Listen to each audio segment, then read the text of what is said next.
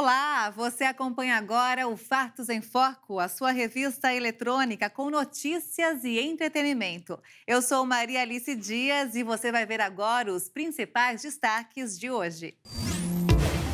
O número de mulheres empreendedoras no Brasil ultrapassa a marca de 10 milhões. A Europa é o continente que registra o ritmo de aquecimento mais acelerado do mundo. Fazendeiros salvam animais do desmatamento na Amazônia colombiana.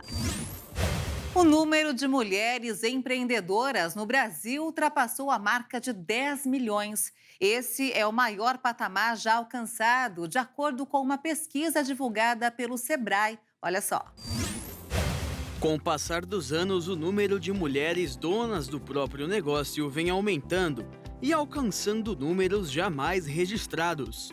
Muito desse crescimento se deve também ao avanço da tecnologia e à praticidade para expandir uma loja, bazar, confeitaria de forma online. No ano passado, 10 milhões e 300 mil negócios eram tocados por mulheres, que representam mais de 34% dos empreendimentos brasileiros. Os dados também mostraram que as mulheres conseguiram superar a crise do período da pandemia, quando o número de mulheres empreendedoras caiu ao pior nível desde 2016. O levantamento também mostrou que o número de mulheres empreendedoras que geram emprego subiu de 30% entre 2021 e o ano passado, um aumento de 300 mil mulheres. Mesmo assim, 9 em cada 10 empreendedoras continuam tocando seus negócios sozinhas. Com 38% dos negócios comandados por mulheres, Rio de Janeiro e Ceará são os estados que lideram o ranking proporcional de empreendedoras por número de habitantes. O número é 4% maior do que a média nacional. A população brasileira está ficando mais velha, morando mais de aluguel e ficando mais sozinha. Essa conclusão foi baseada nos dados divulgados pelo censo do IBGE, realizado no ano passado. Mais de 15% da população brasileira pode ser considerada idosa. O número é 4% maior do que em 2012. Quando 11% da população brasileira tinha mais de 60 anos. Por outro lado, o número de pessoas abaixo dos 30 anos caiu para abaixo de 50% da população. De acordo com a pesquisa, o maior número de idosos mora na região sudeste. O número de brasileiros que se autodeclaram como de cor ou raça preta também aumentou. Os pesquisadores do Instituto tiveram como base de referência mais de 214 milhões de brasileiros. Desse número, mais de 21 milhões se declararam pretos, o que equivale a mais de 10% da população. O número é bem maior que os 8% registrados em 2017 e os 7% registrados em 2012. A pesquisa também mostrou que a maior parte da população brasileira mora de aluguel. A quantidade de casas ou apartamentos quitados caiu de mais de 66% em 2016 para menos de 64% no ano passado. Durante esse mesmo período, o número percentual de domicílios alugados subiu de 18% para mais de 21%. O número de brasileiros que moram sozinhos também aumentou. Dos mais de 74 milhões de domicílios do país, em quase 12 milhões deles moram apenas uma pessoa. Essa é a maior proporção desde 2012. A maioria desses imóveis ocupados por apenas uma pessoa estão no estado do Rio de Janeiro e no Rio Grande do Sul. A pesquisa também trouxe dados sobre o saneamento básico. De acordo com os números, o percentual de moradias ligadas a uma rede geral de esgoto voltou a crescer no ano passado e agora chega a pouco mais de 69%. Com quase 90% dos domicílios ligados à rede geral, a região sudeste foi a que teve o maior percentual nas pesquisas. O norte, por sua vez, registrou a menor proporção, estimada em 31%. Já entre os estados, São Paulo registra o maior número, com mais de 93% dos domicílios com acesso. Já o Piauí registrou um dos piores números, com apenas 18%.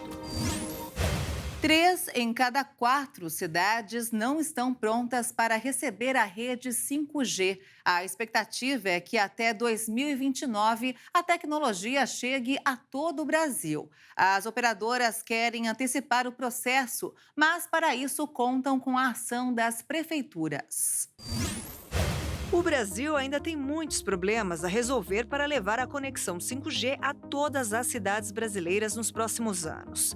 Um levantamento da Conexis Brasil mostrou que 3 em cada 4 cidades, com entre 200 e 500 mil habitantes, não têm legislação adaptada para a instalação de infraestrutura 5G. Por ter frequência mais alta, a tecnologia demanda uma quantidade de antenas muito maior do que as que existem hoje. Metas para a instalação das antenas foram definidas pelo setor junto à Agência Nacional de Telecomunicações.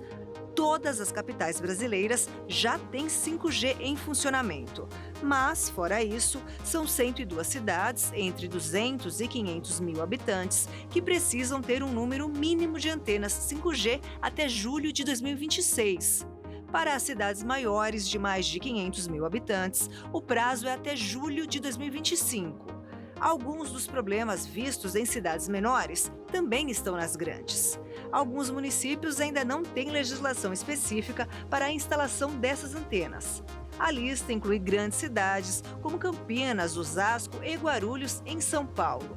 E mesmo nas cidades onde o 5G já chegou no papel, há ainda melhorias a serem feitas, já que muitas vezes as redes são lançadas sem estarem totalmente otimizadas para o uso.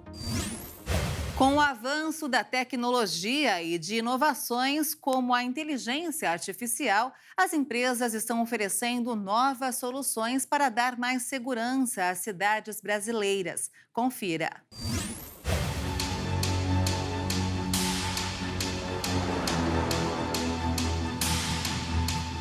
10 das 30 cidades mais violentas do mundo são brasileiras. 40% da população do país já foi assaltada. Por aqui acontecem cerca de 3 roubos por minuto. Cerca de 25% dos roubos de celulares que ocorrem no mundo são aqui. 1.000 carros foram roubados ou furtados por dia no país em 2022. Um aumento de 12% em relação a 2021. A cada hora, os criminosos levam 41 veículos. A violência é um dos temas que mais preocupam os brasileiros. Principalmente nas grandes cidades, sair de casa pela manhã e retornar em segurança à noite após uma jornada de trabalho ou de estudo é um desafio. A gente não tem uma noção de onde que tem o perigo, onde a gente pode estar seguro, na verdade, na rua, né? Então a gente está totalmente inseguro, né, de estar na rua, né, o dia a dia, né? Ultimamente está piorando a cada dia a insegurança, a intranquilidade de quem mora, do morador, de quem trabalha. Eu me sinto insegura. Tem mais ou menos um mês lá na Praça da Sé mesmo, o cara avançou no meu pescoço para arrancar minha corrente. Mas apesar da incerteza e da sensação de insegurança nas ruas, os tempos atuais trazem oportunidades para a sociedade e para as empresas fazerem negócios. Sorria, você está sendo filmado. Com certeza, você já ouviu muitas vezes essa frase. E agora nós vamos conhecer algumas soluções, inovação e tecnologia para aumentar a segurança pública e privada aqui no Brasil.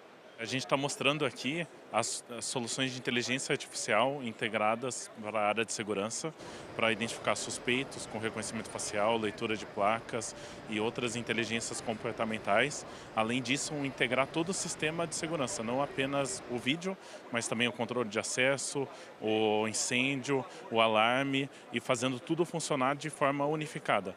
A gente vai conhecer agora uma porta inteligente. Quem vai explicar para a gente é o Marco.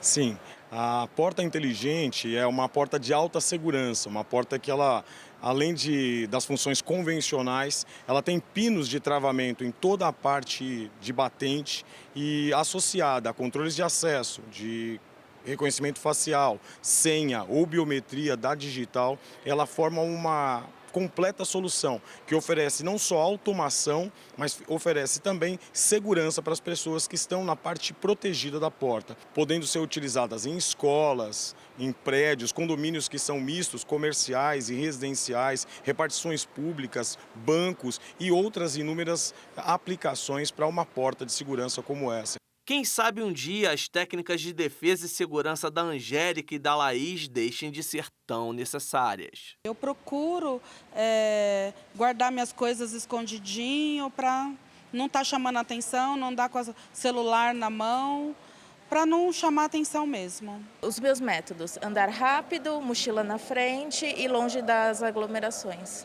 Com ou sem tecnologia, o objetivo de todos é único: ter uma vida mais segura e tranquila.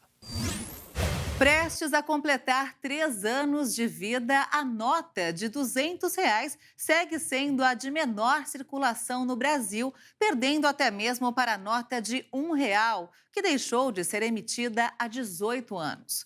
A situação pode piorar ainda mais porque há um entrave na Justiça que tenta definir o futuro da cédula que carrega a imagem do lobo-guará.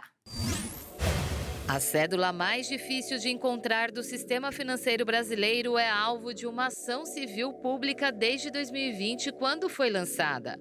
Com o mesmo tamanho físico da nota de R$20, a nota foi criticada por associações que defendem os direitos de pessoas com deficiências visuais.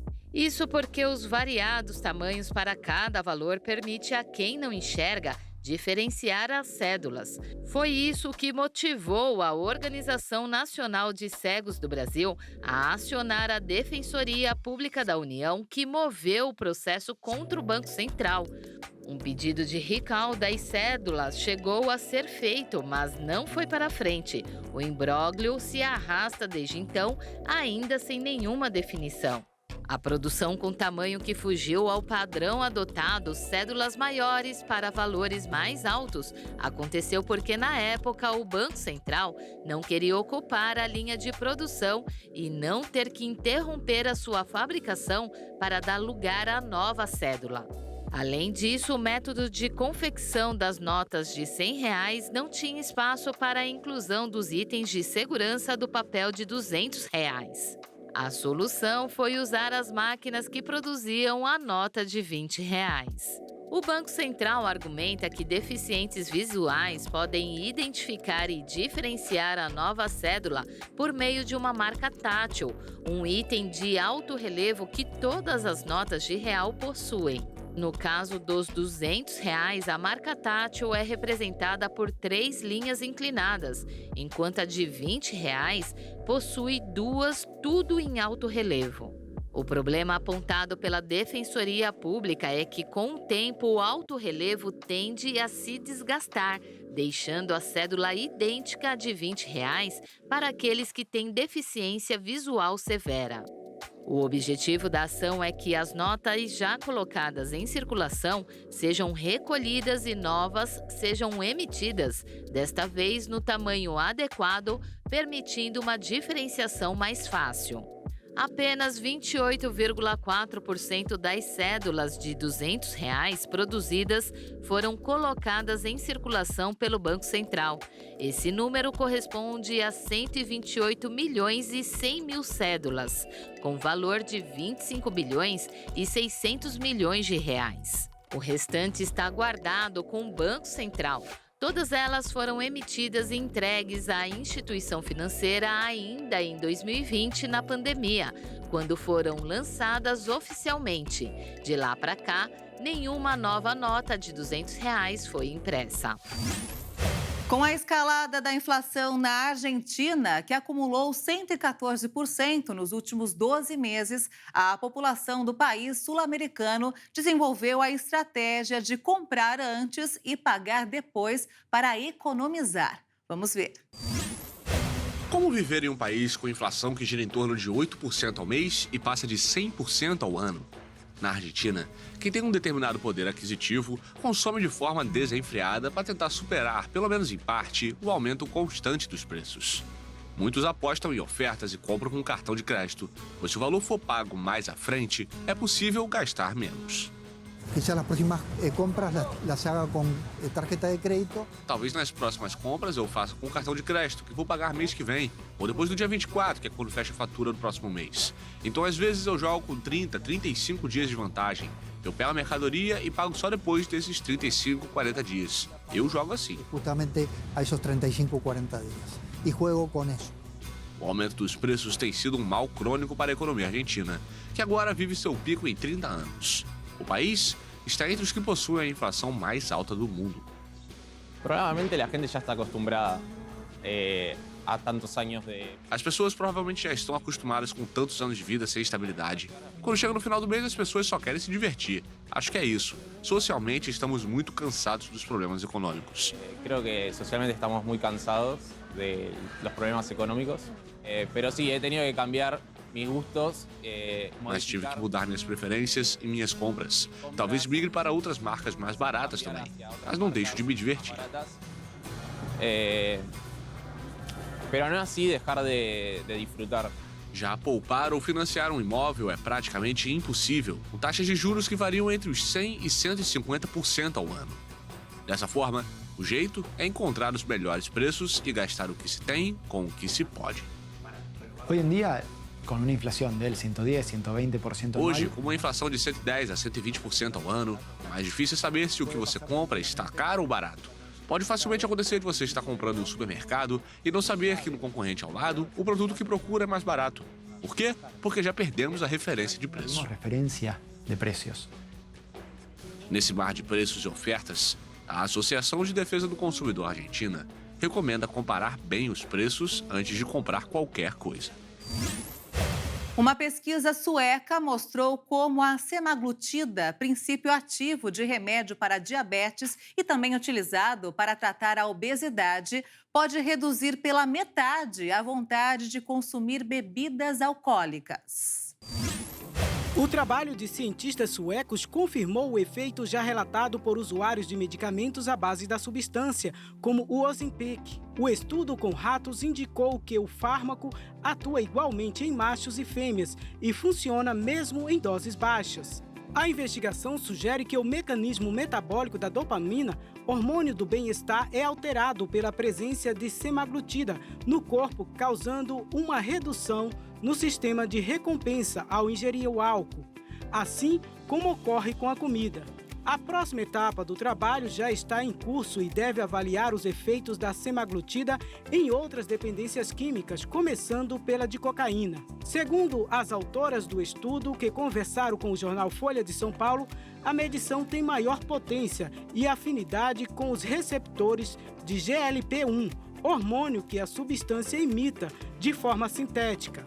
No estudo, os ratos tratados reduziram a ingestão de álcool pela metade, em comparação com os animais que não receberam a semaglutida. A equipe é do Departamento de Farmacologia do Instituto de Neurociência e Fisiologia da Universidade de Gotemburgo, na Suécia.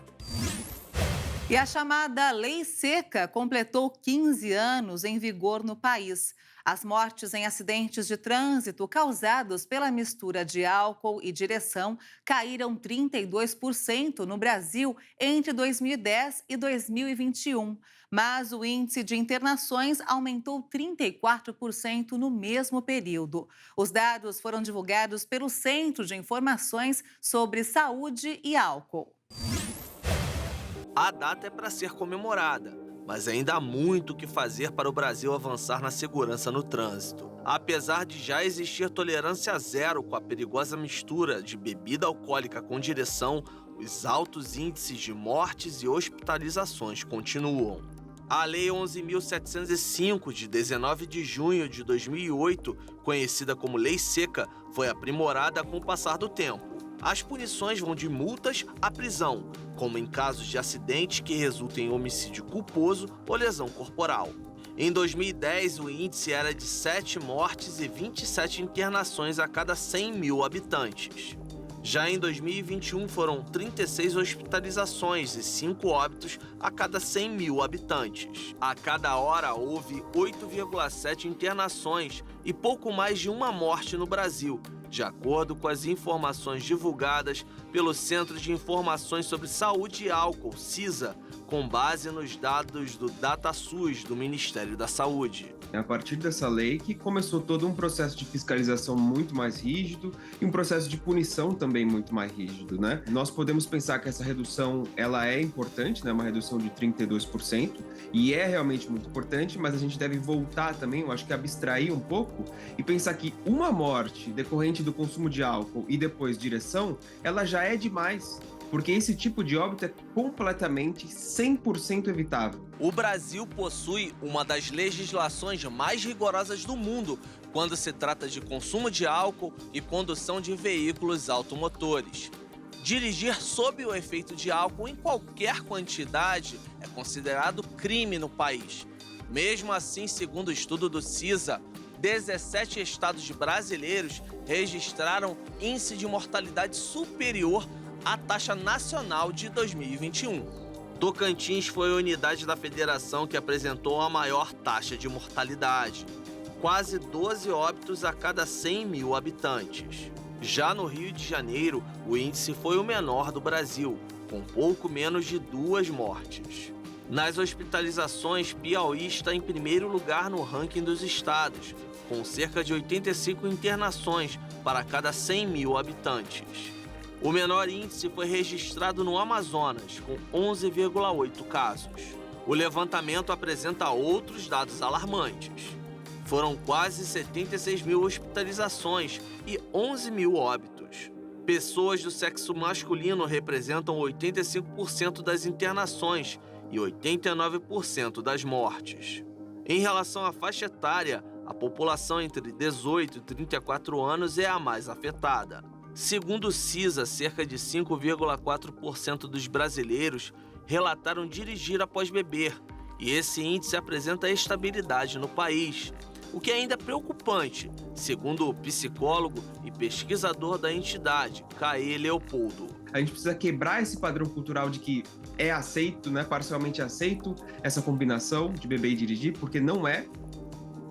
A gente já sabe, tem muitos estudos científicos mostrando que mesmo uma latinha de cerveja, uma taça de vinho, um shotzinho de destilado já é capaz de atrasar seus reflexos motores, seus processos cognitivos e aumentar a sua chance de incorrer num acidente de trânsito. Para o pesquisador, é preciso que as autoridades locais tomem medidas para reverter o cenário, como aumentar o número e frequência das fiscalizações, além de implantar campanhas educativas. Gosto de dizer que a gente precisa continuar venerando a lei seca e sempre aprimorando ela para que ela consiga, né, sempre pegar aquelas pessoas que tentam fugir dessa lei, né? Eu acho que esse é sempre um processo de gato e rato, né? Você tem que sempre correr atrás dessas pessoas que bebem e dirigem.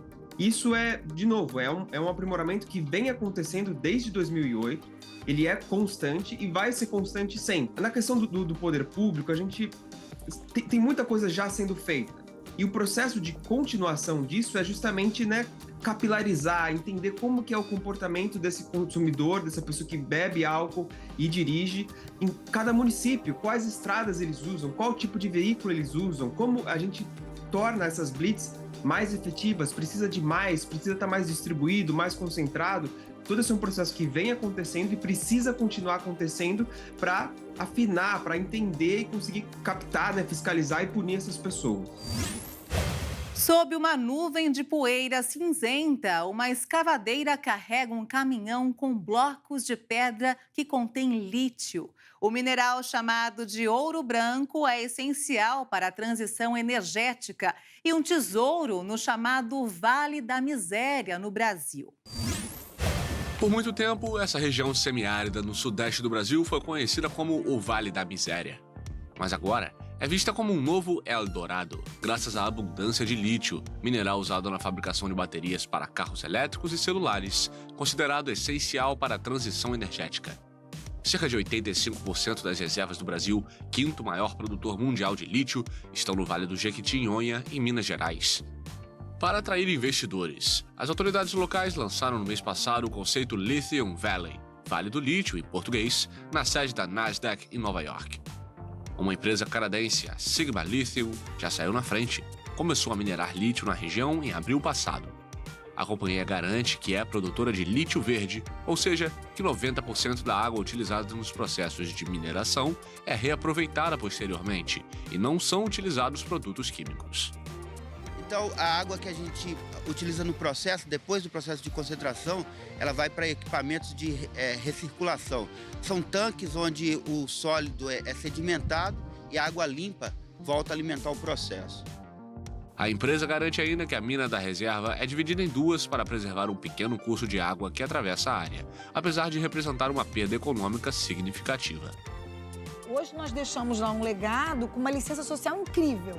Nós associamos o lítio à prosperidade, muito bem, e a boas práticas ambientais, muito bem. Se você perpetua isso com cada empresa que chega na região, nossa, você vai ter uma licença social exponencialmente boa. Mas a ideia de transformar a região no Vale do Lítio não agrada a todos. Porque o debate que vem é do progresso. Só que no nosso entendimento, esse progresso, ele é todo levado para fora.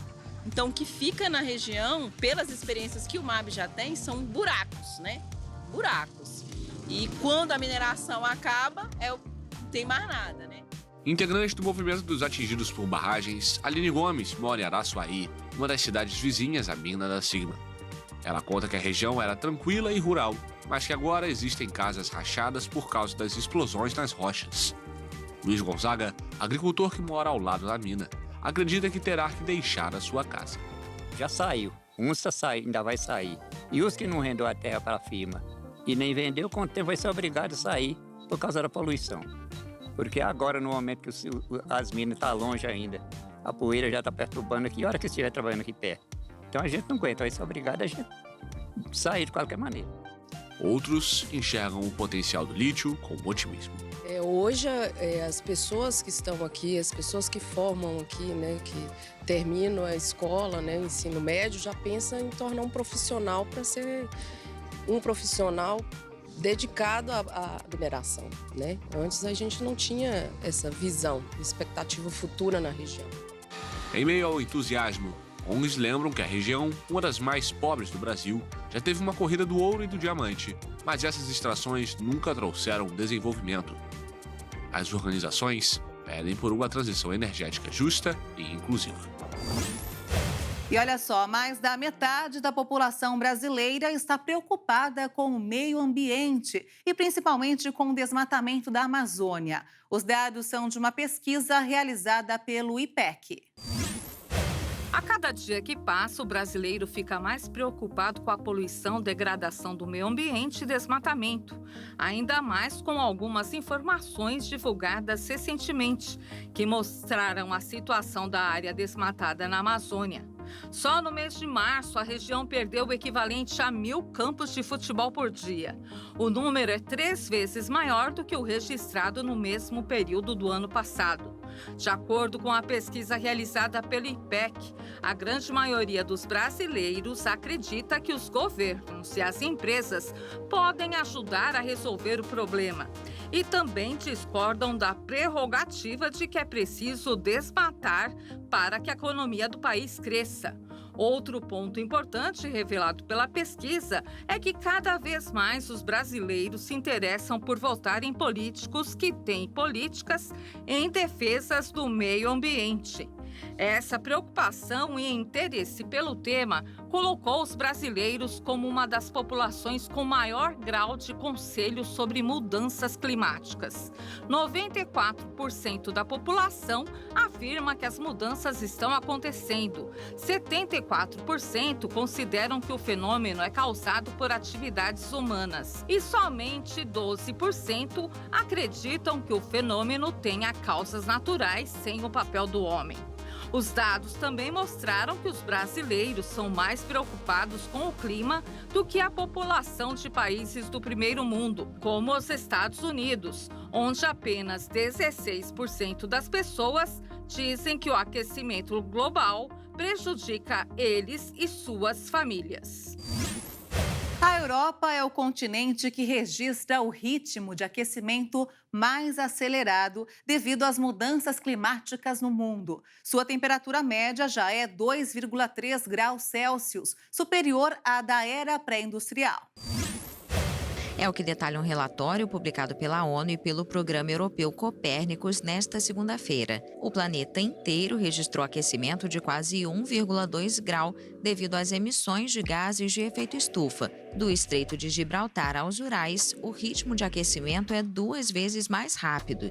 Segundo a base de dados da organização, os efeitos meteorológicos, hidrológicos e climáticos na Europa em 2022 afetaram diretamente 156 mil pessoas e causaram 16.365 mortes, quase exclusivamente devido a ondas de calor. Os prejuízos econômicos, principalmente relacionados a enchentes e tempestades, foram estimados em cerca de 2 bilhões de dólares no ano passado. O termômetro foi subindo e as chuvas ficaram abaixo do normal em grande parte do continente. A França sofreu a pior seca já registrada desde 1976, entre janeiro e setembro, e o Reino Unido teve o período mais seco entre janeiro e agosto. Desde 1997, as geleiras europeias perderam cerca de 880 quilômetros cúbicos de gelo. A temperatura média da superfície do mar no Atlântico Norte foi a mais quente já registrada. Os únicos dados promissores no relatório são das energias solar e eólica, que juntas, pela primeira vez, produziram mais eletricidade do que o gás de origem fóssil e o carvão. E olha só que bacana essa história. Ex-pecuaristas da Amazônia colombiana agora lutam para salvar os animais atingidos pelo desmatamento na região. Há uma década, eles romperam com a tradição da pecuária de desmatar a selva para transformá-la em pasto. A família Zapata abandonou a pecuária há uma década e rompeu com a tradição de desmatar áreas para transformá-las em pasto. Eles venderam o gado e cederam a terra para a floresta na área rural de São José del Guaviare. Hoje, cuidam da vegetação e resgatam animais afetados pelo desmatamento na Amazônia colombiana. Tem que conservar, proteger a floresta, porque ela é a fonte da vida que vai nos dar água no futuro. Estamos 100% convencidos de que o foco é a floresta. Com o apoio do governo local, a família busca reabilitar a fauna e cerca de 60 animais se recuperam sob sua tutela, de tatus até uma jaguatirica. A maioria foi resgatada pela autoridade ambiental local, a Corporação de Desenvolvimento Sustentável da Amazônia do Norte e Oriental. Quase todos foram apreendidos de pessoas que os mantinham como animais de estimação ou tentavam vendê-los. Outros, como os pumas recém-nascidos, são vítimas do desmatamento em uma região que perdeu 25 mil hectares de floresta em 2021. Os animais que não podem voltar para a floresta, infelizmente, têm que permanecer em cativeiro porque não têm as condições necessárias. Não sobrevivem, não reconhecem que um predador pode atacá-los. Os Zapatas chegaram a esta região atraídos pelo programa Uma Terra Sem Homens para Homens Sem Terra. A maioria dos colonos, no final da década de 1990, se dedicava à pecuária ou ao plantio da folha de coca, matéria-prima da cocaína.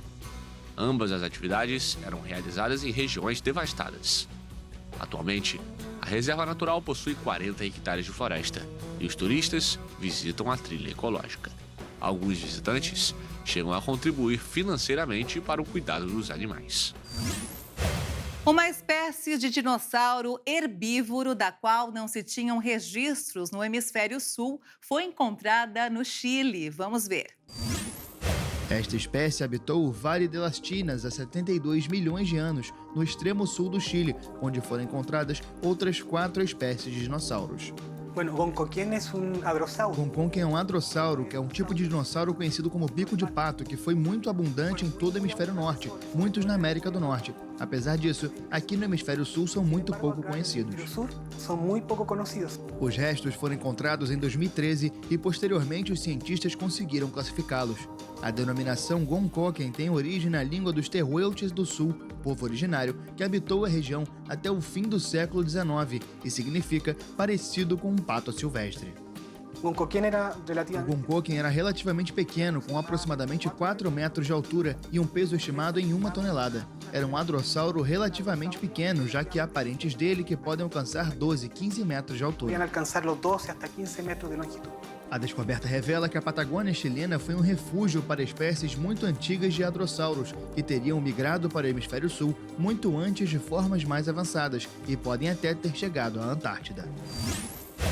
O O filme no Brasil completou 125 anos. E vamos trazer agora a história dessa rica cultura que abrange a todos de maneira integral. O cinema brasileiro tem uma data comemorativa que serve para valorizar a rica produção cinematográfica de nosso país.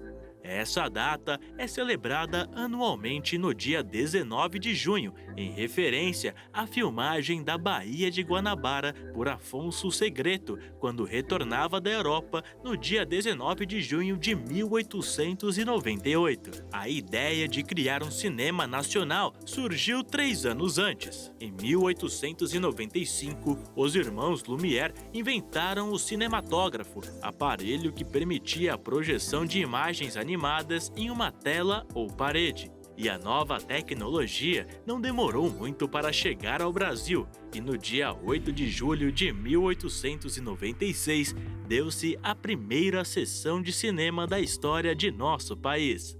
A primeira sala fixa de exibição de cinema se estabeleceu no ano seguinte, em 1897, também no Rio de Janeiro. Ela ficava na Rua do Ouvidor, recebendo o nome de Salão de Novidades Paris. Na primeira década do século XX, o cinema no Brasil ganhou um forte impulso com a melhoria no sistema energético do país. Com isso, já em 1907, havia mais de 20 cinematógrafos fixos só no Rio de Janeiro. A década de 1910 presenciou o enfraquecimento dos filmes produzidos no Brasil, sobretudo após a Primeira Guerra Mundial. O conflito enfraqueceu produções europeias e abriu caminho para que Hollywood, nos Estados Unidos, se consolidasse como uma grande produtora mundial de filmes. Logo, o cinema brasileiro foi inundado por produções norte-americanas, que tecnicamente eram muito superiores às brasileiras. Com o passar dos anos, a questão de produção por consumo da população brasileira foi aumentando gradativamente. Na década de 50, por exemplo, o cinema novo se tornou um dos principais movimentos cinematográficos do Brasil. Essa etapa cinematográfica brasileira se inspirou fortemente no neorrealismo italiano e na Nouvelle Vague francesa e tinha como foco abordagens de caráter social e político, promovendo contundentes críticas à desigualdade social existente no Brasil. Com o tempo e amadurecimento, o cinema brasileiro ficou rico, com várias obras de destaque nacional e internacional, tendo um dos mais conhecidos o filme Central do Brasil, de 1998, interpretado pela Fernanda Montenegro. Além da cultura, o cinema nacional tem potencial para nos mostrar as diversas nuances sociais e políticas do imenso território brasileiro, e por isso deve ser valorizado diariamente, para que no futuro possamos comemorar tantos outros aniversários do cinema brasileiro. E o Fatos em Foco fica por aqui. Se quiser rever as reportagens desta edição, acompanhe as nossas redes sociais. Obrigada pela sua companhia e um excelente fim de semana para você. Tchau!